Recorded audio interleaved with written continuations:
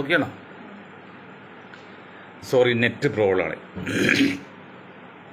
അപ്പോൾ ഫലസ്തീൻ വിഷയത്തിന് വേണ്ടി വാദിക്കേണ്ടത് സാമ്രാജ്യത്വ വിരുദ്ധ ശക്തികൾക്കെതിരെ പ്രവർത്തിക്കുന്ന പാർട്ടി എന്നതിൽ CPM വാദിച്ചു വന്നു പോയി. അതുകൊണ്ട് മറ്റുള്ളവർക്ക് തെറ്റ്.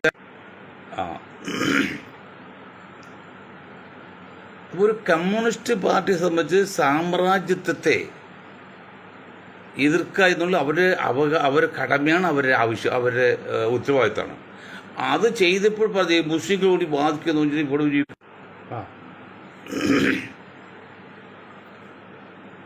അപ്പോൾ സാമ്രാജ്യത്വത്തെ എതിർക്കുക എന്നുള്ളത് കമ്മ്യൂണിസ്റ്റ് പാർട്ടി ലോക രീതിയാണ്. അതാണ് ചെയ്തത്. ആ ചെയ്തു പോലും തെറ്റാണ്, അങ്ങനെ ചെയ്യാൻ പാടില്ല എന്ന് പറയുന്നത്. ഇന്നിപ്പോൾ ഒരു ചാനലിൽ ഒരു മഹാൻ, പേര് വിട്ടുപോയില്ലേ, അദ്ദേഹമാണ് എന്തിനാണ് ഫലസ്തീന് വേണ്ടി അല്ലെങ്കിൽ ഗാസയിൽ ഹമാസിന് വേണ്ടി വാദിക്കുന്നത്? അതൊക്കെ എന്ത് പറയാനാ? അതായത് ഹമാസിൻ്റെ കാര്യം പറയുമ്പോൾ മുസ്ലിം തീവ്രവാദികൾ അല്ലെങ്കിൽ പറയുമ്പോൾ ഒരു കാര്യം നമുക്ക് പറയാതിരിക്കാൻ പറ്റില്ല. ഉദാഹരണം പറഞ്ഞാൽ പാലക്കാട് കഴിഞ്ഞ ദിവസം ആന എഴുന്നള്ളത്തിൽ ഹമാസ് മരിച്ചുപോയ 2 നേതാക്കളുടെ ഫോട്ടോ വെച്ച്. കുറച്ച് വിവരമില്ലാത്ത വർഗമുണ്ട് മുസ്ലിങ്ങൾ, കാക്കാമൽ മറ്റുള്ളവൻ്റെ കാശ് വാങ്ങിച്ചിട്ട് ഈ സമുദായത്തെ ഒറ്റുകൊടുക്കുന്ന ഭയങ്കര മോശമായ ഒരു വളരെ ചെറിയ അവർ മറ്റുള്ള കാശ് വാങ്ങിച്ചിട്ട് ചെയ്യാണ്. അത് ഈ സമുദായത്തിൽ തന്നെ തെറ്റ്. കടലിൽ തിരയുണ്ടായാൽ കരയിൽ അവസാനിക്കുമ്പോൾ അത് അവസാനിക്കുന്ന ഈ സമുദായത്തിൻ്റെ പേരിലാണ്. അത് ഉദാഹരണം പറഞ്ഞാൽ ആലപ്പുഴക്കാരൻ ഒരു അബ്ദുൽ ഖാദറുണ്ട്. അദ്ദേഹത്തിന് സക്കാത്ത് നിർബന്ധമല്ല. മുസ്ലിങ്ങൾക്ക് സക്കാത്ത് നിർബന്ധമാണല്ലോ. അത് കൊടുക്കാൻ പറ്റില്ലെങ്കിൽ പൈസ തരാം എന്ന് പറഞ്ഞ് പള്ളിപ്പിരി വന്നപ്പോൾ ആ രീതി കൊടുക്കൂല. സക്കാത്ത് 5-6 15 കാര്യത്തിൽപ്പെട്ടല്ലേ. ആ ബുദ്ധിമാനെ തങ്ങളെടുത്ത് പറഞ്ഞ് എന്താ അബ്ദുൽ ഖാദർ വിഷയം, തങ്ങൾ എനിക്ക് സക്കാത്ത് ബാധകമല്ല എന്ന് എഴുത്താണ് ഈ പൈസ. അതെന്താ കടലാസ് എടുത്തോ. അങ്ങനെ ആലപ്പുഴക്കാരൻ അബ്ദുൽ ഖാദർ സക്കാത്ത് ബാധകമല്ല എന്ന് പറഞ്ഞു ആ സംഭാവന കൊടുത്ത്. ഈ സംഭാവന വാങ്ങിച്ച് പുറത്തു പോയപ്പോൾ ഇത് 2 പറഞ്ഞ ശിഷ്യന്മാർ ചോദിച്ചു, എന്താ താങ്കൾ അങ്ങനെ ഇത്? എടോ, സക്കാത്ത് ബാധകമല്ല എന്ന് പറഞ്ഞാൽ അവൻ മുസ്ലിമല്ല, മുസ്ലിങ്ങൾക്ക് മാത്രമേ സക്കാത്ത് ഇത് നിർബന്ധ ദാനമുള്ളൂ, അല്ലാതെ അല്ല. എന്ത് പറഞ്ഞോലേ, ചന്നക്കൂടെ തന്നെ തെറ്റ്, അല്ല ആന എഴുന്നള്ളിപ്പോൾ തെറ്റ്, അതിൽ ഫോട്ടോ വയ്ക്കുന്നതന്നെ അതേക്കെ തെറ്റ്. അത് ചെയ്തതിൻ്റെ പേരിലാണ് ഈ സമുദായം ഇന്ന് ചീത്ത കേൾക്കുന്നത്. അപ്പോൾ ഒരു പിടി വർഗീയ കോമരങ്ങൾ, ന്യൂനപക്ഷ വർഗീയ കോമരങ്ങൾ, വ്യക്തമായിട്ട് ഒരു മുസ്ലിം വർഗീയ കോമരങ്ങൾ ഏത് അല്ലെങ്കിൽ ആ വർഗീയ കോമരങ്ങളിലെ ആ പണി കാണിച്ചത്. അതല്ലേ ഇപ്പോൾ ഇത് സംസാരിക്കാൻ ആവശ്യം വന്നത്. എടോ, നിങ്ങൾക്ക് ഗാസിയോടും ഹമാസിനോടൊക്കെ സ്നേഹം ആയിക്കോട്ടെ, ആര് പറഞ്ഞു വേണ്ടെന്ന്. അത് നിങ്ങൾ അവർ ഫോട്ടോ വെച്ച് ആരാധിക്കുന്ന കൊണ്ട് ആര് പറഞ്ഞു ഇസ്ലാം പറയുന്നുണ്ടോ? തന്നെയല്ല ഉത്സവം പറയും, ഇസ്ലാം പറയുന്നുണ്ടോ? അനിസ്ലാമികല്ലേ ഉത്സവം, ഉത്സവം ചന്ദ്രക്കോടൊക്കെ ഹിന്ദു സമുദായം ഉത്സവം ചെയ്യുന്നു, അത് അവർ വിശ്വാസം നടത്തട്ടെ. മുസ്ലിം സമുദായത്തിന് ആചാരാനുഷ്ഠാനം വെച്ച് ചന്ദനക്കോട പോലുള്ളത് ശരിയാണോ? ആരെ എഴുന്നള്ളത് ശരിയാണോ? ഒന്നാമത്തിൽ മൃഗങ്ങളെ അങ്ങനെയൊന്നും ഉപയോഗിക്കാൻ പാടില്ല. ഇന്ന് ഞാൻ എൻ്റെ വീട്ടിൽ പൂച്ചയ്ക്ക് ഒരു മരുന്ന് വാങ്ങി കഴിഞ്ഞപ്പോഴേ കിളികളൊക്കെ ഉണ്ട് അവിടെ. അപ്പോൾ ഞാൻ പറഞ്ഞു, ബന്ധുര് കാഞ്ചന കൂട്ടിലാണെങ്കിലും ബന്ധനം തന്നെ പാടില്ല എന്ന് പറയും പോലെ സ്വർണത്തിന് കൂട്ടിലാണെങ്കിലും കിളികൾ ബന്ധനത്തിലല്ലേ. അതുപോലെയാണ്. അങ്ങനെ വെയിലത്തും മഴത്തും കൊണ്ടു നടക്കാൻ പറ്റിയ സാധനമാണോ ആന? അപ്പോൾ അത് തെറ്റ്. ആ തെറ്റിൻ്റെ പരിണിത ഫലം അനുഭവിക്കുന്നതാണ് ഈ നിരപരാധികളായ രാജ്യസ്നേഹികളായ മുസ്ലിങ്ങൾക്കാണ്. ആ സമുദായമാണ് വില കൊടുക്കുന്നത്. അപ്പോൾ ഈ സമുദായത്തിനെ ബുദ്ധിമുട്ടിപ്പിക്കുന്ന നിങ്ങൾ ഒറ്റപ്പെട്ട തീവ്രവാദി മുസ്ലിങ്ങളിലോ മുട്ടുകാലി തെല്ലോടിക്കൊണ്ട് തന്നെ ഞങ്ങൾ വരുന്നത്. മറ്റുള്ളവർ പറയുമ്പോൾ അവസരം കൊടുക്കല്ലേ. നിങ്ങൾ ഹമാസിനെ സ്നേഹിച്ചോ, ഗാസിയെ സ്നേഹിച്ചോ, പലസ്തീനെ സ്നേഹിച്ചോ, ആരും അത് സ്നേഹിക്കണത്. അതിന് ഇന്ത്യയിൽ കേരളത്തിൽ പാലക്കാട് 2 ഫോട്ടോ വെച്ച് ആരാധിക്കാനോ ആദരിക്കാനോ അല്ലെങ്കിൽ അതിനെ പോഴ്ത്താൻ നിങ്ങൾ ആര് തന്നോട് അവകാശം? തെറ്റായ വഴിയാണ് ഇന്ന് ഇത്. ആ തെറ്റായ വഴി കൂടി ചെയ്തിട്ട് അത് മറ്റ് സമുദായങ്ങൾ, ഇതര സമുദായങ്ങൾ അത് സമുദായത്തിൻ്റെ പേരിൽ അക്കൗണ്ട് കൊള്ളിക്കല്ലേ. അത് തെറ്റായതുകൊണ്ട് അവർ ചെയ്ത് പ്രവൃത്തി തെറ്റാണെന്ന് ചിന്തിക്കുന്നില്ല. അപ്പം അങ്ങനെയാണ് കാര്യങ്ങൾ. അറിഞ്ഞോ അറിയാതെയോ ഈ സമുദായത്തിലെ ഒരു പറ്റം ആൾക്കാർ മറ്റുള്ള കയ്യിൽ നിന്ന് പണം വാങ്ങിയിട്ടാണ് തീവ്രവാദം കൊണ്ട് ആരും ഒരു കാലം നന്നായിട്ടില്ല, വളർന്നിട്ടില്ല. ഭീകരവാദം കൊണ്ട് ഒരു രാജ്യം നന്നായിട്ടില്ല, ഒരു സമുദായം നന്നായിട്ടില്ല. യുദ്ധം കൊണ്ട് ഒരു രാജ്യം നന്നായിട്ടില്ല, ഒരു സമുദായം ഒരു പാർട്ടി നന്നായിട്ടില്ല. നമുക്ക് വേണ്ടി സമാധാനമാണ്, സമാധാനമാണ്. ഒരിക്കലും തീവ്രവാദം, ഭീകരവാദം, ഫാസിസമൊന്നും മാനവകുലത്തിൽ നല്ലതല്ല. അത് പാലക്കാട് ആനപ്പുറത്ത് എഴുന്നള്ളിപ്പ് നടത്തിയിട്ട് ഫോട്ടോ വെച്ചതിനെക്കുറിച്ച് ഞങ്ങളെ സംബന്ധിച്ച് നിങ്ങൾ 100% എതിർക്കണം. അത് ആലപ്പുഴക്കാരൻ്റെ അബ്ദുൽക്കാരൻ്റെ സക്കാത്തിൻ്റെ ഫത്വ പോലെയാണ്, വ്യാഖ്യാനം പോലെയാണ്. അപ്പോൾ അതുകൊണ്ട് സമയം വൈകിരിക്കുകയാണ്, വേറെ പോലെ. അപ്പോൾ ഈ സന്ദർഭത്തിൽ ഈ സമുദായത്തിന് കേൾവിദോഷം ഉണ്ടാക്കാൻ വേണ്ടി നിങ്ങൾ ചെയ്യരുത്. ഈ നമ്മൾ വീണ്ടും കോൺഗ്രസിലേക്ക് വന്നു കഴിഞ്ഞാൽ വിഷയം അതാണല്ലോ. അതായത് ഒരുപാട് ഒരു കാര്യം പറയാം, റാഗിങ്ങിനെ കുറിച്ച്. ഇപ്പോൾ സിദ്ധാർത്ഥൻ മരിച്ചിട്ട് നാളത്തേക്ക് 1 വർഷവും. എത്ര നിഷ്ഠൂരമായിട്ടാണ് ആ പയ്യനെ തല്ലിക്കൊന്നത്. എന്ത് ചെയ്തു? എന്താണ് നമ്മുടെ കോളേജുകൾക്കും സ്കൂളുകൾക്കും അധ്യാപകർക്കും സർക്കാരിനും പോലീസും പിന്നെ പാർട്ടികൾക്ക് പറ്റിയത്? ഇപ്പം ഗ്ലോബൽ ഇൻസ്റ്റിറ്റ്യൂട്ട് വലിയ അങ്ങനെ ആ മരിച്ച പയ്യന കുഴപ്പക്കാരനായിരുന്നു, 10-15 വയസ്സ് കുഴപ്പക്കാരായിരുന്നു. മറ്റു പിള്ളേരൊന്നും തെറ്റ് ചെയ്തായിട്ട് തെളിവില്ലെന്ന്. ഇത് എനിക്ക് പഴയ ഓർമ്മയുണ്ട്. പെരുമ്പാവൂർ ഭാഗത്ത്, പെരുമ്പാവൂർ പോലീസ് സ്റ്റേഷൻ, വല്ലം എന്നൊരു സ്ഥലമുണ്ട്. അവിടെ കുറച്ച് മുസ്ലിം മേഖലയാണ്. ഇപ്പോഴും ഒരു 10-60 വർഷം മുമ്പുള്ളവരാണ്, സ്വാതന്ത്ര്യം കിട്ടുന്ന മുമ്പാണ്. അവിടെ നല്ല മല്ലന്മാരായ ഏതുണ്ട് അവിടുത്തെ മാപ്പിള, കലാശ് മാപ്പിളവരുണ്ട്, നല്ല തൻ്റെതായുള്ളത്.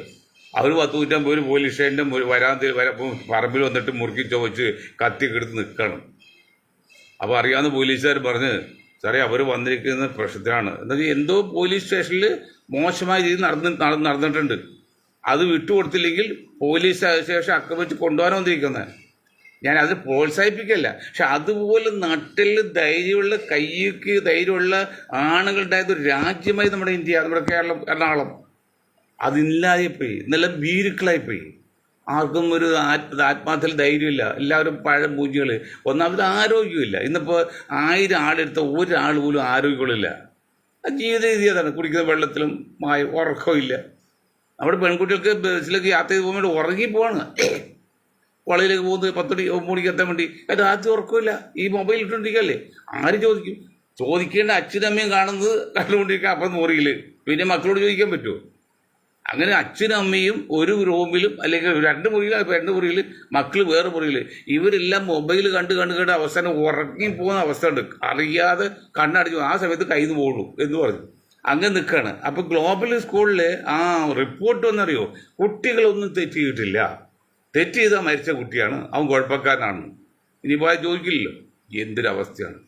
റാഗിങ് സംബന്ധം യാതൊരു അർത്ഥമില്ലാത്ത കാര്യമല്ലേ. റാഗ് ചെയ്തതിനെ കൊലക്കുറ്റത്ത് കേസെടുക്കണം. വെറും പിള്ളേർ കേസല്ല, അവരെ കൊണ്ടേ അകത്ത് വലിയ കൊന്നുകളയണം. എന്തിനാണ് കൊണ്ട് ശിക്ഷ കൊടുക്കുന്നത്? കൊന്നു തന്നെ കളയുന്നവരൊക്കെ 10 പേരെ കൊന്നു നോക്ക്.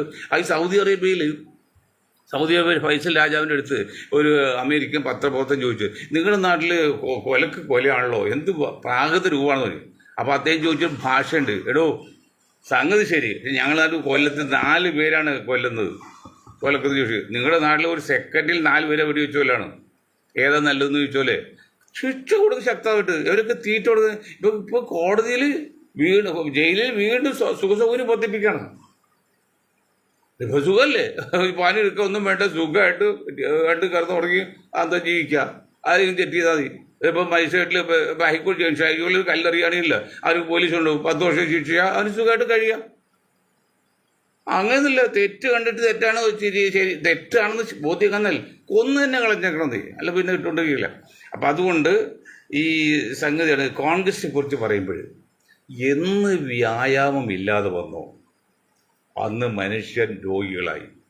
എന്ത് ന്യൂനപക്ഷ സമുദായം, മുസ്ലിം സമുദായം കോൺഗ്രസ് അകന്നു പോയോ അന്നെല്ലാം കോൺഗ്രസിന് ക്ഷീണം പറ്റിയിട്ടുണ്ട്. ഇത് കോൺഗ്രസ് മനസ്സിലാക്കി വരുന്നുണ്ട്. ഇപ്പോൾ രാഹുൽ ഗാന്ധി മനസ്സിലാക്കി വരുന്നുണ്ടെന്ന് പറയാൻ കാരണം ഇന്നലെ തന്നെ ഞങ്ങളുടെ ഷാഫി പറമ്പിലിനെ എന്തോ ഇതൊക്കെ അങ്ങനെ. അപ്പം നമ്മൾ പറയുന്നത് 20% വരുന്ന മുസ്ലിം സമുദായത്തെ ഇതുണ്ട് കോൺഗ്രസ്സിൽ. ഇത് ഇന്ത്യൻ നാഷണൽ കോൺഗ്രസ്സിൽ ആദ്യത്തെ പാർലമെന്റ് തെരഞ്ഞെടുപ്പിൽ 36 കോടി ഉണ്ടായിരുന്നപ്പോൾ അത് 36% വോട്ടാകെ നടത്തിയുള്ളൂ. അന്നാണ് നെഹ്റു പ്രധാനമന്ത്രി. അത് 100ഓളം മുസ്ലിം എംപിമാരുണ്ടായിരുന്നു. ഈ രാഹുൽ ഗാന്ധിയോട് പ്രിയങ്കയോട് ചോദിക്കുകയാണ്, വേണുഗോപാലും ചോദിക്കുകയാണ്, ഇപ്പോൾ ഏതാണ്ട് പുറത്തായിട്ടാണ് ചോദിക്കുകയാണ്, 36 കോടി ആകെ ഉണ്ടായത്, 100ഓളം മുസ്ലിം എംപിമാരുണ്ടായിരുന്നു. ഇന്ന് ജനസംഖ്യ 140 കഴിഞ്ഞു, 150 ആകുന്നു. ഇപ്പോൾ എത്രയുണ്ട്? 10-12. ഇത് മറ്റുള്ളവർക്ക് പോലെ കോൺഗ്രസ് ഉത്തരവാദിത്വമില്ലേ? അന്ന് ദേശീയ പ്രസിഡന്റ് ആരായത്? എത്ര പ്രാവശ്യം ദേശീയ പ്രസിഡന്റ്, ഇന്ത്യൻ നാഷണൽ കോൺഗ്രസ് ദേശീയ പ്രസിഡന്റ്, തയ്യീബ് ഉൾപ്പെടെ എത്ര പേര് മുസ്ലിങ്ങളുണ്ടായത്? ഇത് നിങ്ങൾ ചിന്തിക്കാൻ പറ്റുമോ? മുസ്ലിമിനെ ദേശീയ പ്രസിഡന്റാക്കാൻ സാധിക്കുമോ? ചിന്തിക്കാൻ പറ്റുമോ? അങ്ങനെ ചിന്തിക്കുന്ന കോൺഗ്രസ് ഉണ്ടോ? നിങ്ങൾ ആരാണ് ഭയപ്പെടുന്നത്? അങ്ങനെ ഭയപ്പെട്ടിട്ട് നിങ്ങൾ 20% എന്ന മുസ്ലിം സമുദായത്തെ മാറ്റി നിർത്തിക്കൊണ്ട് ഇന്ത്യയിൽ മുന്നേറ്റം ഉണ്ടാക്കാൻ പറ്റുമോ? അവിടെ മാവോയുടെ അടുത്ത് കമ്മ്യൂണിസ്റ്റ് പാർട്ടി എന്ന പോളിറ്റ് ബ്യൂറോ അന്ന് 11 പേരാണ്. മാവോ 64 മരിക്കും. അതിന് മുമ്പാണ് 64 ചെന്നപ്പോഴില് മാവ് ചോദിച്ചു, 2% ബ്രാഹ്മിൻസ് ഇന്ത്യയിൽ നിങ്ങൾ എങ്ങനെയാണ് ഈ 11 പേരിൽ 9 പേരും അവരെ വെച്ചത് ഒരു മുന്നേറ്റം ഉണ്ടാക്കാൻ പറ്റുന്നത് മാവോ ചോദിച്ച്. സഖാവ് പിണറായിയോട് പറയാണ്, അത് സത്യമല്ലേ? 100 വർഷമായിട്ട് കമ്മ്യൂണിസ്റ്റ് പാർട്ടി വളർന്ന് താഴെയിട്ട് പോയില്ലേ ഇന്ത്യൻ കമ്മ്യൂണിസം? അത് 2% ബ്രാഹ്മിൻസാണ് ഇന്നും നയിക്കുന്നത്. കേരളത്തിലാണെങ്കിൽ വെറും 10% നായരാണ് ഇന്ന് കമ്മ്യൂണിസ്റ്റ് പാർട്ടി നയിക്കുന്നത്. കംപ്ലീറ്റ് അവർ നിയന്ത്രണത്തിലാണ്. ട്രിവാൻഡ്രത്ത് നായർ ലോബിയും ഡൽഹിയിൽ ബ്രാഹ്മിൻ ലോബിയാണ് കമ്മ്യൂണിസ്റ്റ് പാർട്ടി നിയന്ത്രിക്കുന്നത്. രാഷ്ട്രീയമെല്ലാം നിയന്ത്രിക്കുന്നത്, പാർട്ടി ഏതായാലും. അതിലൊന്നും നമുക്ക് പരാതിയില്ല, കഴിവുണ്ടായിട്ടാണ്. പക്ഷേ നമുക്ക് നീതി വേണമെന്ന് അതില്ലാത്തതുകൊണ്ട് പറയുന്നത്. അപ്പോൾ രാഹുൽ ആരെയാണ് ഭയപ്പെടുന്നത്? നിങ്ങൾക്ക് നിങ്ങളുടെ കൂടെ തൊട്ടടുത്ത് 2ാം സ്ഥാനത്തായിട്ട് ഒരു മുസ്ലിം വയ്ക്കാൻ പറ്റുമോ? അറിയപ്പെടുന്ന മുസ്ലിം നേതാവിന് ഞാൻ ഇന്നലെ പറഞ്ഞാണല്ലോ. അലുമിനിയം പട്ടേൽ, നമ്മുടെ മുരളി പറഞ്ഞ അഹമ്മദ് പട്ടേൽ മരിച്ചു. പട്ടേൽ മകനുണ്ടല്ലോ, മകൻ ഇപ്പോൾ BJP പോകാൻ പോകുന്നതായിട്ട്. അത് അവരുടെ കാര്യം വരുമ്പോൾ കോൺഗ്രസ് ശ്രദ്ധയിലത്. മറ്റുള്ള കാര്യങ്ങളുണ്ടല്ലോ, ഷീല ദീക്ഷിത് മരിച്ചു, അദ്ദേഹം മകൻ മുഖ്യമന്ത്രിയാകാൻ ശ്രമിച്ചല്ലോ, മകനെ അജിത് മറ്റു പലവരെന്ന് വെച്ചാൽ രാജേഷ് പൈലറ്റ്, മറ്റവര് വസുധരാജ് സിന്ധ്യ, എന്നോട് ഇവരെല്ലാം മക്കളെ കൊണ്ടുവരും. നിങ്ങൾ തന്നെ നെഹ്റുവിൻ്റെ മക്കൾ, നിങ്ങൾ മക്കളെ വരുന്നില്ലേ? ഇവിടെ നിന്ന് അലുമിനിയം പട്ടേൽ അഹമ്മദ് പട്ടേലിൻ്റെ നിങ്ങൾക്ക് തൂറ്റി. ഞങ്ങളെ സംബന്ധിച്ച് ഞങ്ങൾ ഒരിക്കലും ഈ പാരമ്പര്യമായിട്ട് അവകാശം കിട്ടുന്നത് എതിർക്കാണ്. ഒരിക്കലും ഞങ്ങൾ അനുവദിക്കുന്നില്ല. അത് ലാലു പ്രസാദിൻ്റെ പാർട്ടിയിലെ കേരളത്തിലെ ആദ്യത്തെ പ്രസിഡന്റ് ഞാനായിരുന്നു, സംസ്ഥാന പ്രസിഡന്റ്. ഞാൻ എന്തുകൊണ്ട് മാറിയത്? ലാലു പ്രസാദ് യാദവിന് ശേഷം ഒരു കേസിൽ പെട്ട് ഭാര്യയെ കൊടുത്താക്കാൻ നോക്കി. അന്ന് രഞ്ജൻ പ്രസാദ് യാദവാണ് ഡെപ്യൂട്ടി ലീഡർ, എൻ്റെ വളരെ സുഹൃത്താണ്. അത് ഞങ്ങൾ എറണാകുളത്ത് പല പ്രാവശ്യം വന്നിട്ടുണ്ട്, ഇവിടെ രാജിയിൽ ക്യാമ്പ് ചെയ്തിട്ടുണ്ട്. അദ്ദേഹത്തെ ആക്കാതെ ഭാര്യയെ കൊണ്ടുവന്ന് ആക്കിയതിൻ്റെ ഫലമാണ് ഞങ്ങൾ അന്ന് രാജിവെച്ചത്. അതൊന്നും നടന്നില്ല. അപ്പം അങ്ങനെ വരുമ്പോൾ നിങ്ങൾക്കെല്ലാം ആകാമെങ്കിൽ, കേരളത്തിലാകാമെങ്കിൽ എന്താണ് ഈ ഒരു സമുദായത്തിൽ വരുമ്പോൾ നിങ്ങൾ അത് ശ്രദ്ധിക്കാതെ പോകുന്നത്? സത്യം നീതി ലഭിക്കുക എല്ലാവർക്കും തുല്യമായിട്ട് കിട്ടണ്ടേ? നമ്മൾ അന്ധമായ വർഗീയതോ തീവ്രവാദമോ എന്നല്ല. തീവ്രവാദം നമ്മൾ ഒരിക്കലും പ്രോത്സാഹിപ്പിക്കില്ല, വർഗീയതയും പ്രോത്സാഹിപ്പിക്കില്ല, രാജ്യത്തെ ഒന്നും ഒരു കാരണവശാലും പ്രോത്സാഹിപ്പിക്കില്ല. ഒരു വാക്കുകൊണ്ടും അവർ നമ്മൾ സഹായിക്കില്ല. ഇപ്പോൾ എങ്ങനെ PDPയിലും അല്ലെങ്കിൽ പോപ്പുലർ ഫ്രണ്ടൊക്കെ ഞങ്ങൾ ക്ഷണിച്ചല്ലോ, എത്ര പേര് വേണം. മുസ്ലിം ലീഗിൽ ക്ഷണിച്ചല്ലോ, ഞങ്ങൾ പോകുന്ന മുസ്ലിം ലീഗ് വർഗീയൊന്നും, പക്ഷേ ജാതി പാർട്ടിയാണ്. മറ്റു വർഗീയ പാർട്ടി അതൊന്നും നമുക്ക് വേണ്ട. നമുക്ക് കോമൺ ദേശീയ മുസ്ലിം കോമൺ ആയിട്ട്. അപ്പോൾ അതുകൊണ്ട് കോൺഗ്രസ്സുകാരെ മത്സരിക്കേണ്ടത് നിങ്ങൾ ഇനിയും നാണിച്ച് മുസ്ലിം എന്ന പേര് പറയാനും നാണിച്ച് പോവുകയാണെങ്കിൽ കഷ്ടത പറയുന്നത് നിങ്ങൾ പിടിച്ചു നിൽക്കാൻ പറ്റില്ല. അതാണ് അതിൻ്റെ അവസ്ഥ. പാതിരാത്രിയിലല്ലേ നമ്മൾ ഇന്നലെ ഇലക്ഷൻ കമ്മീഷനെ നിയമിച്ചത്, അമിത്ഷായും മോഡിയൊക്കെ. എന്നിട്ട് അത് ഇങ്ങനെ വലിയ കേട്ടുവന്ന് സുപ്രീം കോടതി ഇടപെടും, അതൊക്കെ തടസ്സപ്പെടുത്തുകയൊക്കെ വിചാരിച്ചത്. എവിടെ ഒന്നും ഉണ്ടായില്ല. ആ കേസ് നേരത്തെ എടുക്കാനും പറ്റില്ലാതെ സുപ്രീം കോടതി പറഞ്ഞു. അവിടെ പല കേസുണ്ട്. അങ്ങനെയാണ് സുപ്രീം കോടതി നമ്മൾ പറയേണ്ടത്. കോടതി ലക്ഷ്യം എനിക്കറിയില്ല.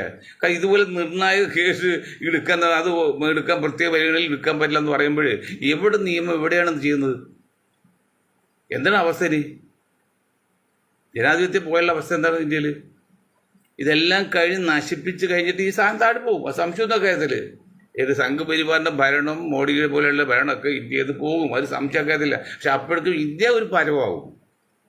കോളാമ്പിക്ക് നോക്കി ഓടുപോയില്ല, എല്ലാം വളർന്നു നിന്ന് പോകും. പിന്നെ ഇന്ത്യ കിട്ടിയതല്ലേ ബ്രിട്ടീഷുകാർ കൊണ്ടതിനേക്കാൾ കഷ്ടപ്പെടും.